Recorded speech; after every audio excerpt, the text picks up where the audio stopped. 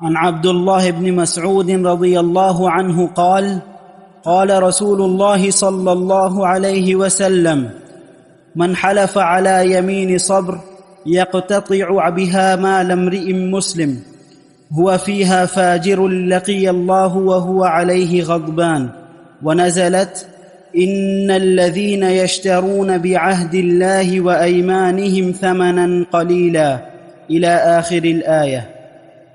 جھوٹی قسم کا کیا وبال، کوئی جھوٹی قسم کھاتا ہے اس کا کیا وبال، یہ اس حدیث کا موضوع ہے۔ اور اس کے راوی سیدنا عبداللہ بن مسعود رضی اللہ عنہ ہیں، فرماتے ہیں کہ رسول اللہ صلی اللہ علیہ وسلم نے فرمایا من حلف علی یمین صبر، کہ جو شخص قسم کھا لے، یمین صبر سے مراد یعنی قسم، صبر سے مراد حبس، حبس کا معنی رکنا، پابند ہونا، اور اپنے اوپر ایک چیز کو لازم قرار دینا۔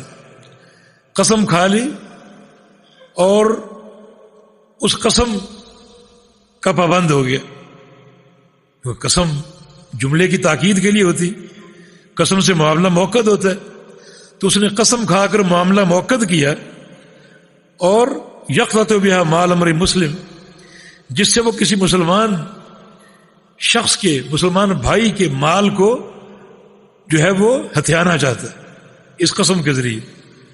ہوا فیہا فاجر، اور اسے معلوم ہے کہ جھوٹی قسم ہے۔ تین باتیں ہو گئی کہ اس نے قسم کھا کر اپنی بات کو موقت کر دیا تاکہ لوگ یقین کر لیں، اور مقصد کیا ہے؟ اپنے کسی بھائی کا مال ہتھیانا۔ اور تیسری چیز کیا؟ اسے یقین ہے کہ یہ قسم جھوٹی، میں جو مال ہتھیا رہا ہوں تو اس پر میں حق پر نہیں ہوں بلکہ باطل اور ناحق پر ہوں۔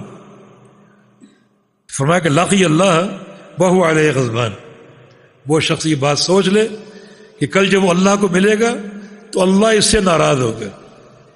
بڑا بھیانک یہ وبال ہے، بڑی بھیانک سزا کہ اللہ تعالیٰ اس سے ناراض ہوگا۔ اور کامیاب کون ہوگا؟ جس سے اللہ اس طرح ملے کہ اللہ اس سے خوش ہو۔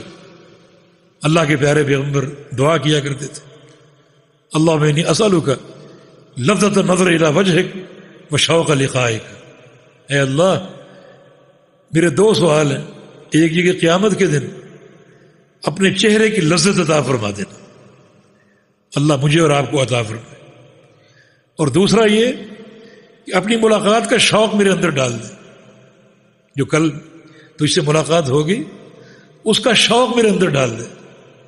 اس کا کیا معنی ہے؟ اس کا معنی یہ کہ شوق ڈال دے تاکہ اس ملاقات کی میں تیاری کروں۔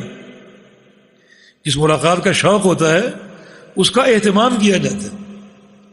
آپ 3 سال بعد اپنے گھر جائیں تو آپ کی والدہ کو شوق ہوگا ہی نہیں ہوگا میرا بیٹا آ رہا ہے، کیا وہ اہتمام نہیں کرے گی؟ آپ کی بیوی کو شوق ہوگا نہیں میرا شوہر آ رہا ہے، اس کا اہتمام نہیں کرے گی، اچھے کپڑے نہیں پہنے گی، زیب و زینت نہیں کرے گی کہ اپنے شوہر کو اس طرح ملوں کہ مجھے دیکھ کر خوش ہو جائے۔ تو ملاقات کا شوق پیدا کر دے، معنی اس کا یہ کہ مجھے ایسا بنا دے کہ میں اس کی تیاری کروں اس ملاقات کی، اور تیرے سامنے آؤں اور تو مجھے دیکھ کر راضی ہو جائے، مجھے دیکھ کر خوش ہو جائے۔ تو یہ مطلوب ہے۔ لیکن فرمایا کہ جو شخص جھوٹی قسم کھائے اپنے کسی بھائی کا مال ہتھیانے کے لیے، کل وہ اللہ کو ملے گا اللہ اس سے ناراض ہوگا۔